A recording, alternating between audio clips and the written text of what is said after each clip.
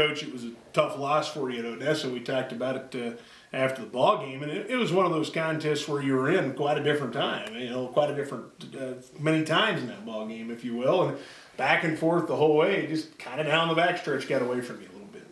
Exactly. I thought we played pretty well in that first half. I think we went into halftime maybe with a five-point lead, but I thought both teams started off pretty hot. I mean, it was kind of we were trading baskets right there, and then came out in the second half, and there was a middle stretch. We watched the video yesterday, and middle stretch there in that second half, and we didn't get good shots, and then we didn't get back in transition, and that was pretty much the difference in the game. I talked before the game about fatigue and how fatigue affects a team, and one of the things I think the legs get a little rubbery, and you don't quite shoot the basketball as smooth, and mentalities fade a little bit when a team fatigues, and it looks like a team that tires, but boy, you're bound to playing 6 players over a span of 40 minutes. Yeah, and they're pretty mentally tough and stuff, and they know I'm going to use all the timeouts that I've got and that type of thing, and so we do just try to manage that a little bit, but yeah, I do think I don't know if that was it or what, but we didn't hit some shots that we needed to, and again, just those transition points,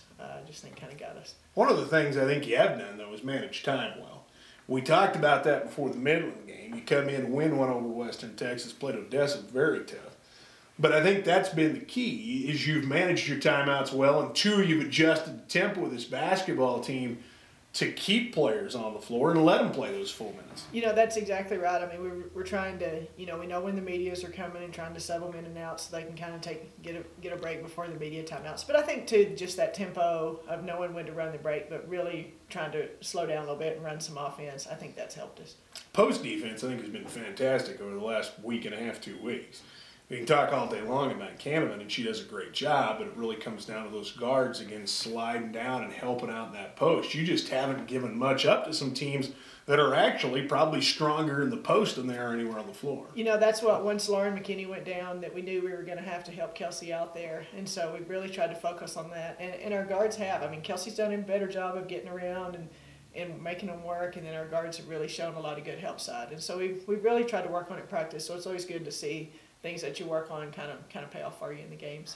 Beautiful thing about this conference is now you don't get really the same look again. You get Frank Phillips coming in here on Thursday, and we go from that post-generated offense, the transitions, the ball swings, to 2 passes, here we go. And really, it's definitely going to be a philosophy adjustment for you coming into Thursday night against Phillips. Exactly. Frank Phillips plays 5 out. They don't ever play a true post player. And so we're going to have to get out on the perimeter. They're going to shoot the 3. They're going to shoot it quick. They're going to push it in transition, like you said. So it is a whole new way to guard for us. But we still need to show some help side on the drive and that type of thing. But it's going to be mostly about us contesting the 3 and then boxing out and getting the rebound. Does it give you the opportunity, though, to rest Canavan a little more? And I'd say that may be the key here, where you're a little guard heavy.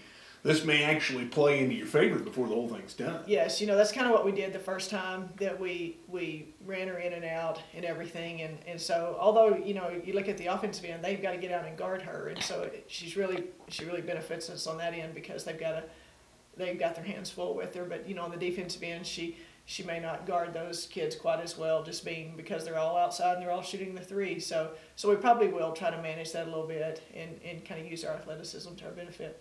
Definitely the loss to Odessa wasn't a deal breaker. You've got a couple more to play here.